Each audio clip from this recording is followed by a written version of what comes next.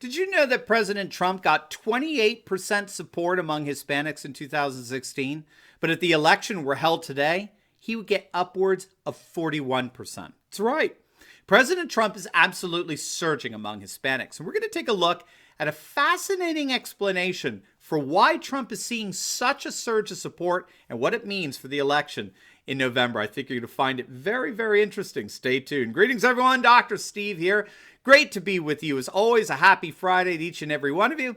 If this is your first time here, I post 2 videos a day analyzing current events in light of super awesome conservative trends so you can live in the present in light of even better things to come. So if you haven't already done so, make sure to smack that bell and subscribe button. It'd be an absolute privilege to have you as a regular part of this channel, where we together get to every day celebrate the inevitable collapse of left-wing globalism and the unstoppable rise of a new conservative age. Now, before we get into Trump's surge of support among Hispanic voters, make sure to download your free gift, which we put together just for you. It's a resource that we're calling our Fake News Antidote. It's a compilation about 20 sites that I go to for my news each and every day, and you can download it completely free at the link down below in the pinned comment section. I think you're going to really enjoy that resource. And finally, you know, many health experts now agree that consuming collagen is as crucial as it gets to renew and revitalize how you look and how you feel. It's being touted really as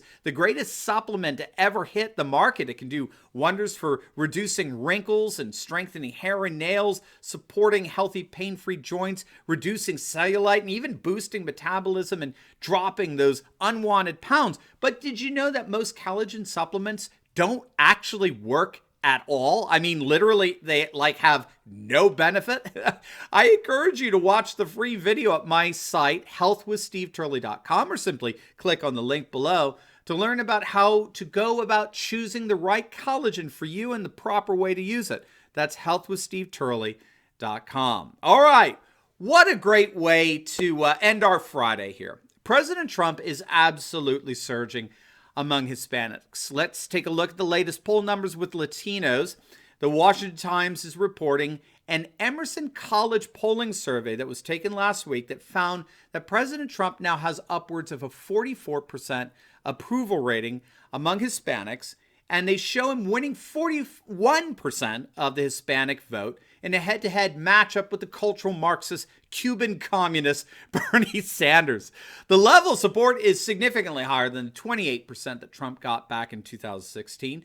And the Times cited also 2 other polls, Political Morning Consult survey and the Economist YouGov survey, both of which found that the president has been gaining with Hispanics now for the last couple of weeks. Just last week, both surveys found Trump at around a 35% approval rating among Hispanics.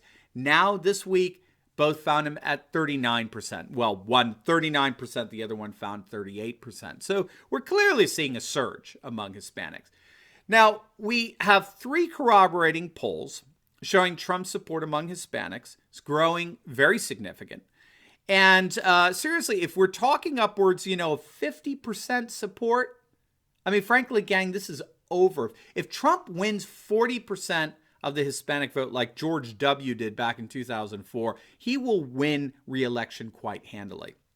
It's basically a numbers game. Democrats simply can't afford to lose their cultural Marxist identity politics-based coalition to the tune of 40%. They just can't survive that, right? Now, of course, this wasn't supposed to happen. And the Washington Times piece gets into this. They point this out. According to the conventional political wisdom, which is an oxymoron if there ever was one, right? According to the conventional political wisdom, Trump should have been slaughtered in 2016, right? You can't run around talking about, Mexican rapists and gang members crossing the border, insisting that the southern border needs to be walled up, and the unending line of illegal border crossings needs to be stopped once and for all. You can't talk like that and expect to win a national election. The disdain of the left-wing, politically correct Marxist media alone would destroy you. You simply weren't allowed to talk like that. You would lose 90 to 95% of the Latino vote in a manner comparable to the way the Republicans have lost the black vote, right? Getting at most only about maybe 5-6% of the black vote. and the GOP would not sit in the White House for the foreseeable future. They would be guaranteed to lose the Latino vote and as a consequence, the White House for at least a generation. That was the conventional wisdom, the conventional political wisdom. And then Trump showed up.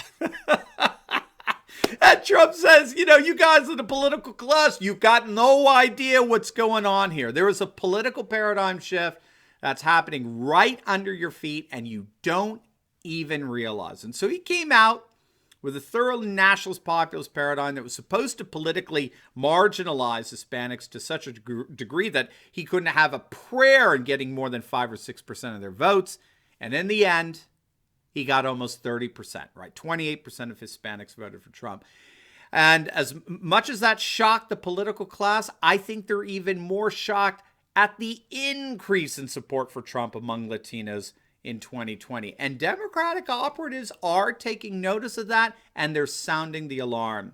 Christian Ramos, who's a former spokesperson for the Congressional Hispanic Caucus, she just published a piece in The Atlantic sounding the alarm about Trump's poll numbers among Latinos. And guess what she identifies as the major reason for the Democrats losing Hispanics?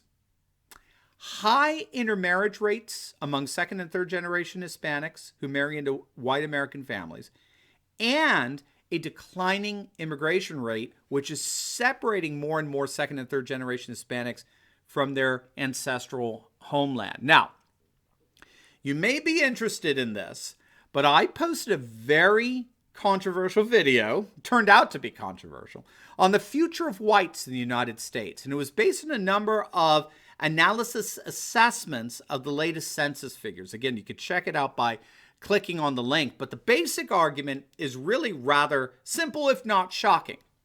Whites are indeed poised to be the supermajority population in the United States for as far as the eye can see into the future. Now, I know that's a shock to many of you because you've been led to believe that whites are going to be a minority in this culture by 2040 in a matter of just a few years. But that's a radically faulty conclusion based on an asymmetrical racial composite. Now, you have to watch the video to get the full sense of what I'm saying there. But one of the things that we cover in that video is that second and third generation Hispanics we're finding are disproportionately inclined to intermarrying white Americans, and we're finding that their political persuasions trend overwhelmingly conservative as a result. Remember, two phenomena are increasing in the United States in tandem with one another. Interracial marriage rates are going up at the exact same time that conservative political identification is going up. More and more Americans are identifying as conservatives in tandem with more and more Americans intermarrying in terms of interracial marriages. And what this is doing, and by the way, it's very predictable. All right, we get into that in the details of the other video. But what this is doing is it's turning, and again, generally speaking, it's turning the non-white spouse more politically conservative. Again, it's no secret that whites make up the vast majority of the conservative population in the United States. That's a well-established demographic fact.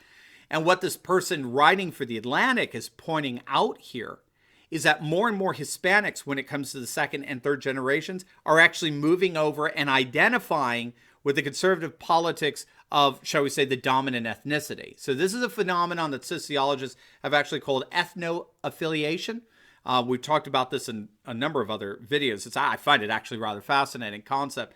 Ethno-affiliates involve minority ethnicities that are avid supporters and defenders of the dominant ethno-cultural traditions of the nation to which they've migrated. So we have to remember that an ethno-cultural tradition is larger than the ethnicity with which it's associated. So the examples I like to give is like some of the best interpreters of the German classical music tradition were born and raised in cities like Shanghai and Beijing, right? Or another example, my personal favorite, you may be surprised to learn that for 17 straight years recently, the national sumo wrestling champions were either Bulgarian, Estonian, Polynesian, or Mongolian. Japan went 17 straight years without a Japanese sumo wrestler champion. The ethnocultural tradition of an ethnicity is larger than the ethnicity proper. So it's very similar to the way many people live in Lancaster, Pennsylvania. They're not themselves Amish, but they nevertheless are highly supportive and protective of the characteristic tranquility of Amish culture and landscape that they've grown to love and revere, right? And that seems to be what's happening here, according to this Democrat writing in the Atlantic. I think she's very perceptive. What seems to be happening is that a large portion of the Hispanic population here in the United States is very interested. They're starting to move in the direction of conservatism through largely intermarriage. So what we're seeing here is that President Trump is clearly expanding his political base to be much, much wider than it was in 2016, which promises that he'll have even a more successful election in 2020.